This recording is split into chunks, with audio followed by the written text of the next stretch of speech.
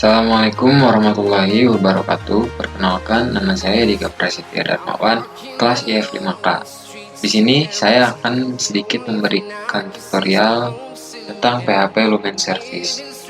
Untuk langkah awalnya, nyalakan XAMPP Anda pada Apache dan juga MySQL-nya.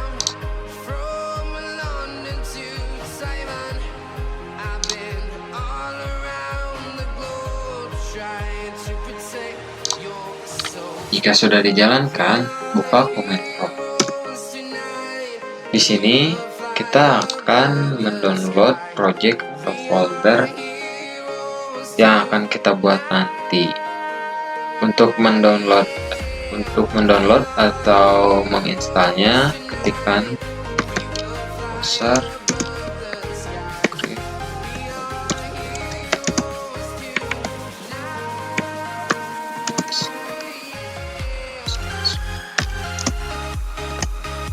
UTS. Di sini adalah nama file atau folder yang akan kita dapatkan nanti setelah pendownloadan selesai. Di sini kalian bisa menggunakan nama apa saja. Di sini saya menggunakan UTS. Kemudian enter. Di sini untuk proses penginstalannya kita membutuhkan internet atau koneksi yang cukup stabil, karena mungkin jika internet atau koneksi kita tidak stabil, proses penginstalan ini mungkin akan gagal. Dan untuk proses penginstalannya sendiri membutuhkan waktu yang agak sedikit lama.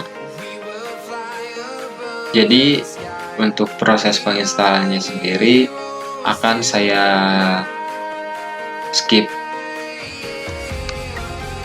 Ya, dan di sini sepertinya proses penginstalan sudah selesai.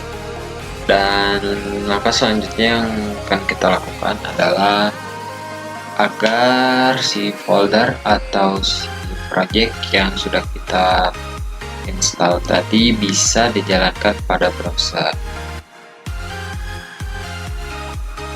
Ketikkan cd ts, kemudian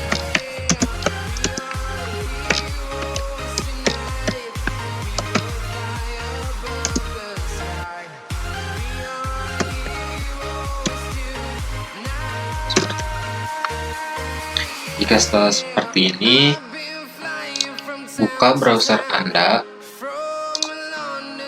lalu ketikkan compose,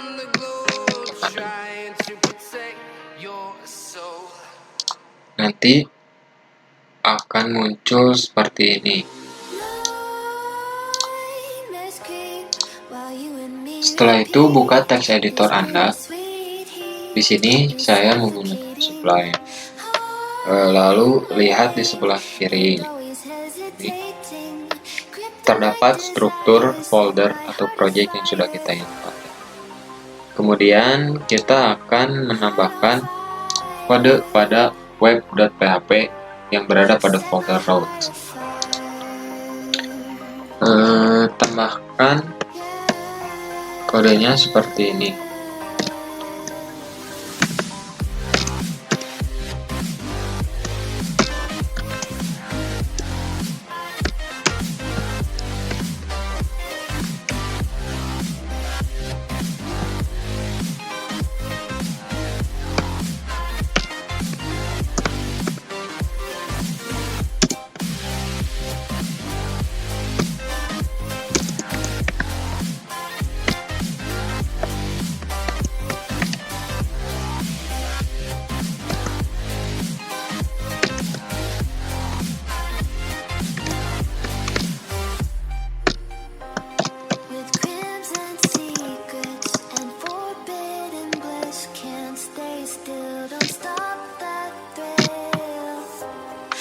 Di sini router get TS ini adalah keyword untuk kita pada di browser nanti. Sekarang kita coba tambahkan TS. Nanti tampilannya akan berubah menjadi seperti ini ketika kita tambahkan keyword TS kita tadi.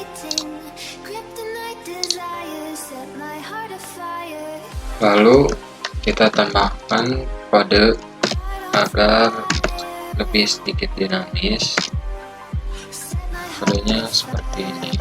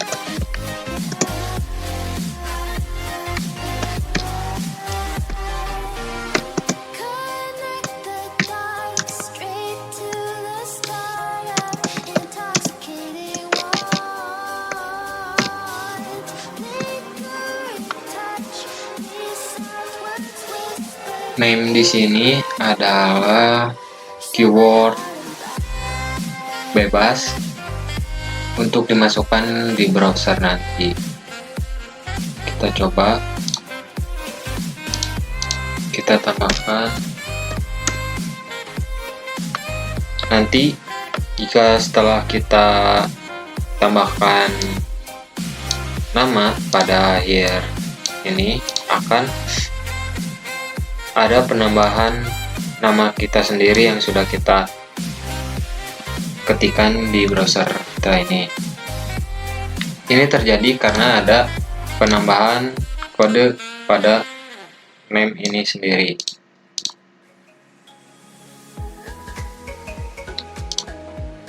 Selanjutnya di sini kita akan masuk pada Lumen Middleware, di mana Lumen Middleware ini adalah metode untuk melakukan pembatasan akses dalam menerima request dari seorang user. Langkah pertamanya, kita buat dulu file barunya yang akan disimpan pada folder HTTP, kemudian middleware. Untuk kodenya sendiri, tadi saya sudah membuatnya, dan kodenya pun seperti ini. Di sini ada input username. Saya menggunakan TS karena di sini bebas. Username-nya itu terserah Anda. Kemudian passwordnya tersendiri, di sini saya menggunakan ini. Kemudian setelah itu kita harus mengubah sedikit pada Bootstrap app ini, yang mana kita mengubah atau menambahkan kode pada baris 64 sampai baris 65 yang akan melakukan login pada login middleware yang sudah kita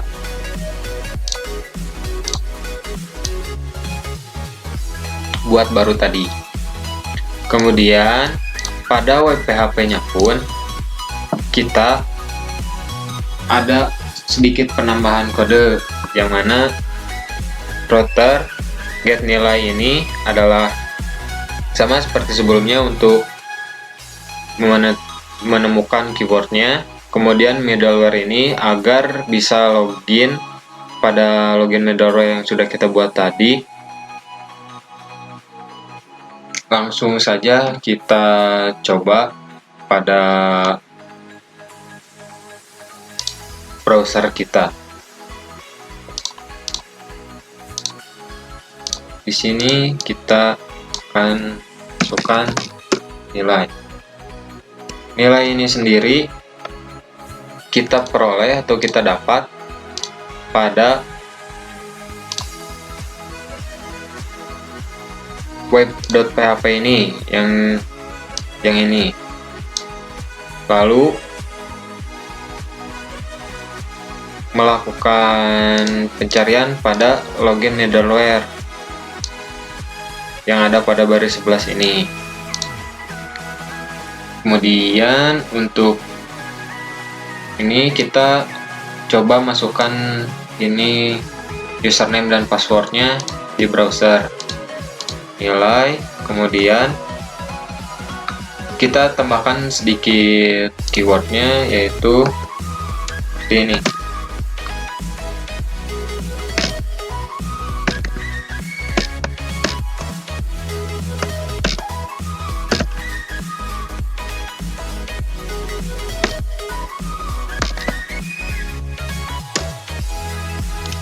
Kemudian kita akan mendapatkan tampilan seperti ini.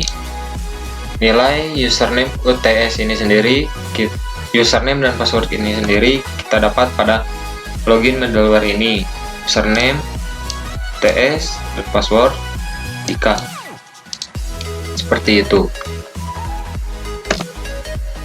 Setelah itu kita akan masuk pada Lumen Controller, di mana Lumen Controller ini bisa mengatur alur proses, baik untuk mengembalikan respons dan menghubungkan ke model dan views hanya menggunakan model saja. Langkah selanjutnya kita akan membuat file users controller pada folder http controllers.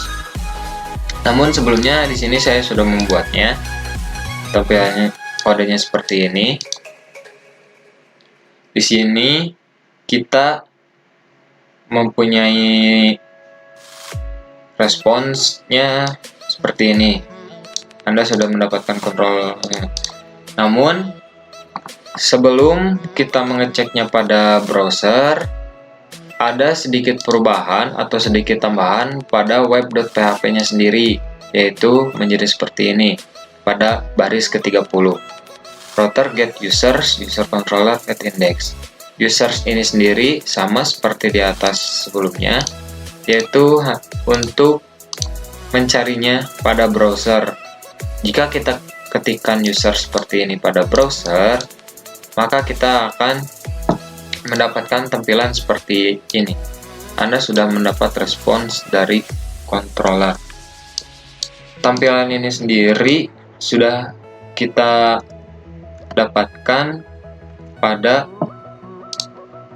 ini user controller yang ada pada baris 19 ini. Seperti itu. Selanjutnya kita akan melanjutkan ke Lumen PHP database. Langsung aja kita lanjut ke PHP Lumen database. Pertama kalian buka text editor, kemudian ke Bootstrap, terus app pada baris ke-26 dan juga ke-28. Kalian hapus saja komennya. Setelah itu buka file env.env ini.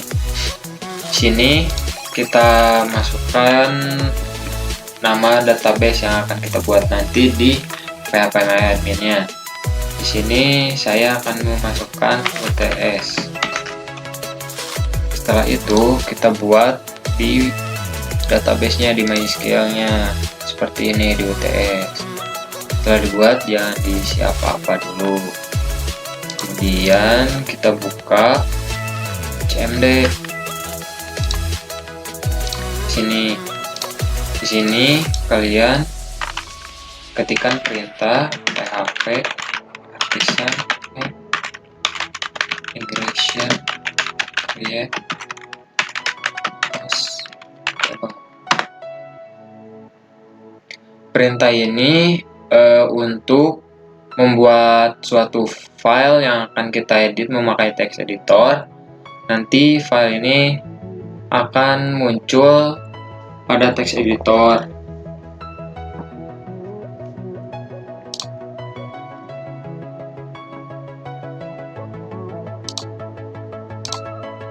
Kalian bisa dicek di database migration, terus ada tanggal-tanggal kayak gitu. Di sini kita sudah mendapatkan apa yang kita perintahkan di command prompt tadi. Kemudian pada line atau baris ke-16 kita akan melakukan pengeditan seperti ini. Ini aja ya.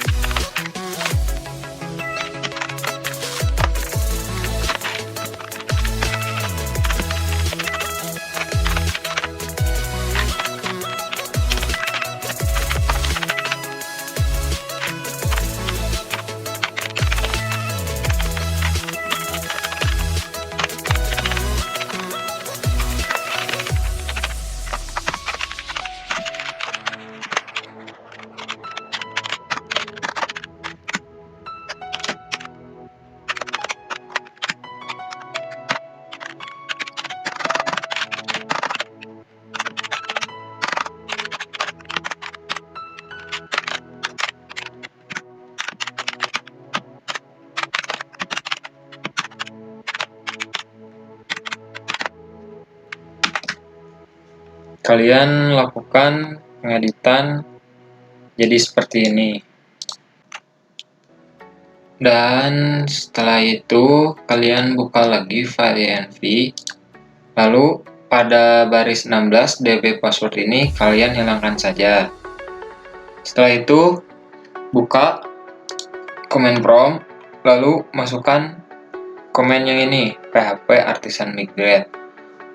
Ini adalah untuk pertama kalinya kita melakukan migration. Kemudian jika kita cek pada phpMyAdmin-nya, di sini kita akan mendapatkan sebuah table yang sudah dibuatkan karena komen yang tadi atau perintah yang tadi. Di sini kita dapat dua table, yaitu migration dan juga post. Setelah itu kita akan membuat file baru pada text editor. Di sini kita akan membuat models pada folder app, kemudian membuat folder models lagi. Terus kita buat file post.php seperti ini untuk kodenya. Setelah itu, jika kita sudah membuat post.php ini, selanjutnya kita akan membuat post controller yang ada pada http controllers, kemudian post controllers. Lalu kita membuat codingannya seperti ini atau kodenya seperti ini. Setelah kita membuat post.php dan juga post controller, kita langsung saja cek pada browser kita.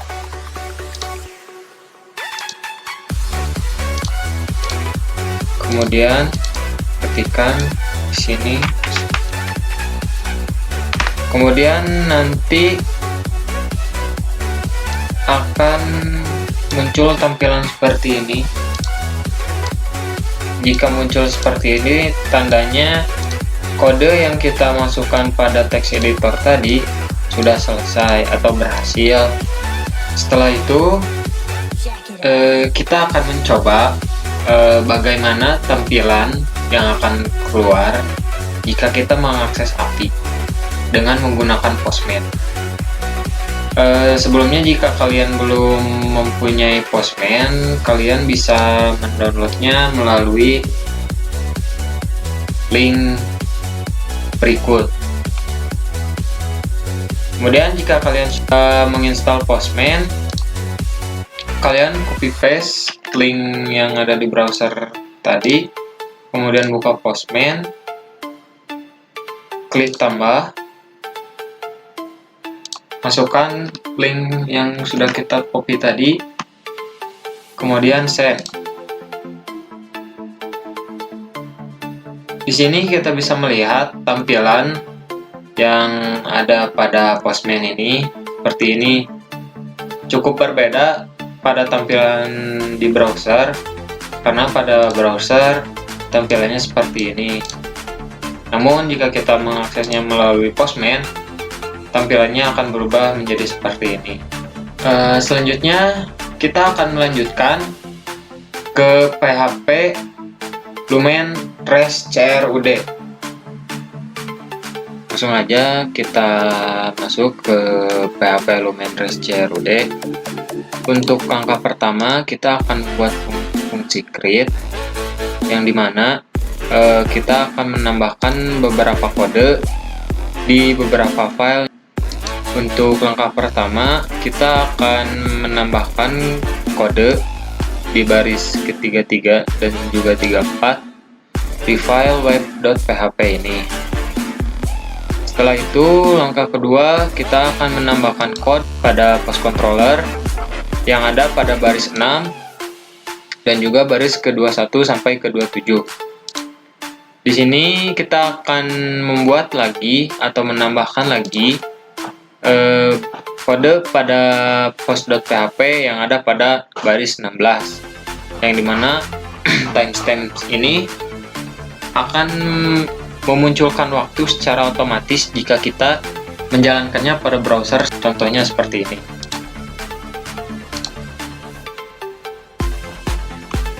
Jika kita lihat pada localhost post kali ini ada tambahan created at tanggal, tahun, dan juga jam, kemudian updated at tanggal, tahun, dan juga jam. Setelah itu, jika kita melihatnya pada Postman, tampilannya akan menjadi seperti ini: title test, content test, statusnya publish, user ID-nya 1, kemudian ada updated dan juga created.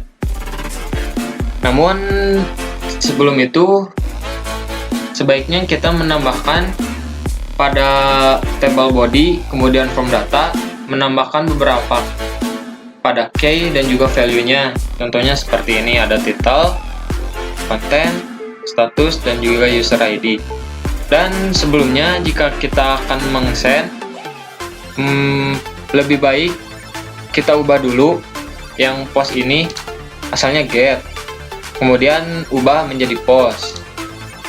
Lalu jika kita menekan tombol send, akan keluar menjadi seperti ini. Dan satu lagi, fungsi read. Jika kita memasukkannya menjadi get ini dan menambahkan link yang sudah tadi kita copy, tampilannya akan menjadi seperti ini, membaca semua yang ada pada bagian browser. Jika tadi merupakan fungsi read all, sekarang kita akan masuk ke fungsi read detail. Seperti biasa, kita akan menambahkan pada text editornya yang ada pada baris ke-35. Kemudian pada post controller kita akan menambahkan kodenya lagi pada bagian baris ke-30 sampai dengan ke-38. Jika sudah ditambahkan seperti ini, kita cek terlebih dahulu pada browser, kemudian tambahkan /1, di mana /1 ini akan memanggil nomor 1 pada PHP MyAdmin atau database yang sudah kita buat tadi. Maka munculnya akan seperti ini: ID 1, title, status, publish. Jika sudah seperti itu, kita akan coba melihat tampilan pada Postman-nya, di mana tampilan Postman-nya akan menjadi seperti ini. Karena di sini kita hanya memasukkan post/1. Jika kita masukkan nomor 2, maka akan seperti ini. Begitupun pada postman-nya juga akan menjadi seperti ini. Setelah kita di read detail, maka kita akan melanjutkan pada fungsi update. Setelah itu kita akan memasuki fungsi update, di mana fungsi update ini adalah untuk mengupdate atau memperbaharui pada database yang ada di phpMyAdmin-nya nanti. Langkah pertama, seperti biasa, kita tambahkan pada web.php di baris 36, di mana pada post controllernya merupakan update. Kemudian pada post controllernya juga ditambahkan pada baris ke-41 sampai ke-51. Setelah itu kita akan mencobanya pada postman, dan hasilnya akan menjadi seperti ini. Pada title berubah menjadi new UTS, kemudian pada konten berubah, dan pada statusnya juga berubah. Setelah itu kita akan melihat apakah pada browsernya juga akan berubah atau tidak. Dan di sini seperti yang kita duga, tampilannya pun akan berubah mengikuti apa yang sudah kita lakukan pada postman. Dan tampilannya pun sama persis seperti pada postman, dimana titelnya menjadi new UTS, statusnya publish, kontennya di sisi new UTS, seperti itu. Selanjutnya kita akan masuk ke fungsi delete, yang dimana kita akan mencoba menghapus 1 atau 2 pada phpMyAdmin, yaitu pada database UTS-nya itu sendiri. Untuk langkah pertamanya, kita tambahkan kode yang ada pada baris ke-37, yang dimana ada delete, post ID, post controller, add destroy.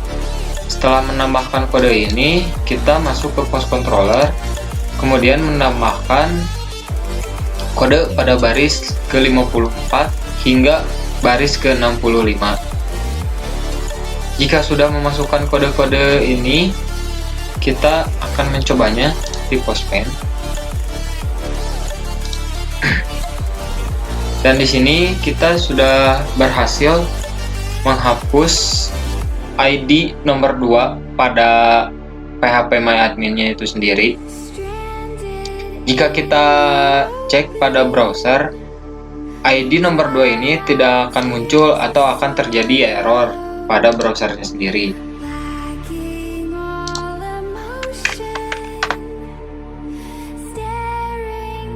Seperti ini. Kenapa terjadi error? Karena tidak ada data pada ID nomor 2, berbeda dengan ID nomor 3 yang data-datanya masih ada pada phpMyAdmin atau pada database-nya itu sendiri. Seperti itu. Setelah ini kita akan melanjutkannya ke PHP Lumen Negotiation. Pada PHP Lumen Negotiation ini, kita akan membuat service yang bisa memvalidasi header accept request dan membuat service yang bisa memvalidasi konten tipe. Untuk langkah pertamanya, seperti biasa, kita akan menambahkan kode-kode pada text editor, namun hanya pada post controller saja, yang ada pada baris ke-10 hingga baris ke-25, di mana pada kode ini ada sedikit pembaruan, ada sedikit tambahan juga. Setelah itu, jika kita sudah menambahkannya, kita akan langsung mencobanya pada browser terlebih dahulu.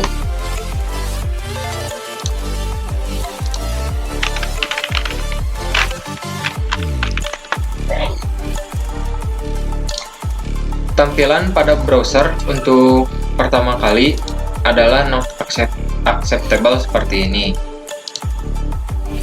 Tampilannya pun akan sama jika kita buka pada Postman seperti ini. Namun jika kita tambahkan pada headersnya, kemudian pada key dan juga value-nya seperti pada text editor yang sudah kita buat, yang ada pada baris 15 application/JSON, akan ada sedikit perubahan pada body di tampilan Postman-nya sendiri. Contohnya seperti ini. Kemudian jika kita rubah application/JSON-nya ini ke XML, maka tampilannya akan menjadi seperti ini. Namun sebelum kalian melakukan send terhadap link ini dan sudah menambahkannya, kalian jangan lupa untuk merubah yang JSON ini yang asalnya HTML atau apapun, rubah menjadi JSON agar tampilannya berubah, tidak seperti yang HTML di sini. Dan selanjutnya di sini kita akan melanjutkan ke fungsi response format, di mana seperti biasa kita akan menambahkan kode-kode pada text editor kita yang ada pada baris ke-18 hingga baris ke-37. Di sini kita akan menambahkan format pada baris 25 hingga baris 31, yaitu ID, title, status, konten, dan lain-lainnya. Seperti itu. Kemudian jika kita melihatnya pada Postman atau tampilannya pada Postman, maka akan sedikit berubah jika kita ubah yang tadi asalnya ini JSON, kita ubah menjadi XML, maka tampilannya akan berubah seperti ini, menampilkan format-format yang sudah kita tambahkan atau kita lampirkan pada text editor sebelumnya. Seperti itu. Kemudian setelah ini kita akan masuk ke fungsi create. Kita langsung saja masuk ke fungsi create. Pada langkah pertama yang harus dilakukan adalah menambahkan kode atau mengubahnya pada baris ke-40 hingga baris ke-59. Jika kalian sudah menambahkan kodenya, kita akan melihat pada Postman tampilan apa saja yang akan ditampilkan pada Postman tersebut. Pada yang pertama, jika kita menambahkan pada form data seperti ini, maka hasilnya akan not acceptable. Sebelum itu, jika kalian ingin mengklik send, ubah dulu ini menjadi post agar nanti hasilnya menjadi not acceptable seperti ini. Kemudian tampilan berikutnya, jika kita tambahkan pada headernya seperti ini, kemudian ininya adalah post, jika kita mengklik send, maka tampilannya akan muncul seperti ini, unsupported media type. Kemudian yang terakhir, jika kita menambahkan pada headernya accept, kemudian juga content type, kemudian value-nya application JSON untuk keduanya, kemudian menambahkan body, kemudian pada bagian raw kita tambahkan seperti ini, maka hasilnya akan menjadi seperti ini.